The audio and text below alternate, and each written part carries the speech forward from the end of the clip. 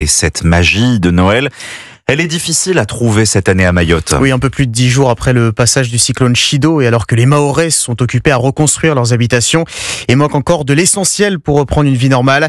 Il faut bien dire aussi que dans un département où 95% de la population est musulmane, Noël n'a jamais été une fête aussi importante que dans l'Hexagone.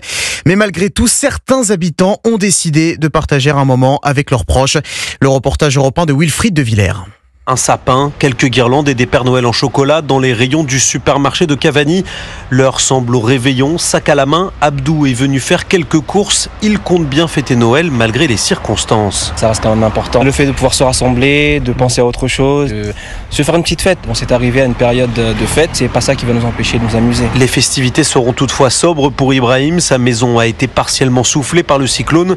Il doit aussi trouver de quoi nourrir sa famille. Bon, on va faire quelque chose juste pour les enfants, mais les parents, on ne va pas vraiment s'imprégner trop. Mais on espère quand même que l'année 2025 sera beaucoup plus meilleure. De l'espoir, Aminati et Axel en ont eux aussi. Ils attendent un bébé dans les prochaines semaines. Pour Noël, ils retrouvent quelques amis ce midi. On fera un petit effort sur la cuisine, histoire d'avoir un repas un peu amélioré. Le retour de l'eau qui a eu lieu juste une journée, un samedi, c'était une vraie fête. Alors on imagine ce que ça va être lorsque l'électricité va revenir. Ce sera plus fort que les fêtes de Noël, si je puis dire ainsi. Leur village, Mtsahara, est toujours plongé dans le noir. Hier, ils ont passé le réveillon à la lueur des bougies. À Mayotte, Wilfried de Villers, Europe 1.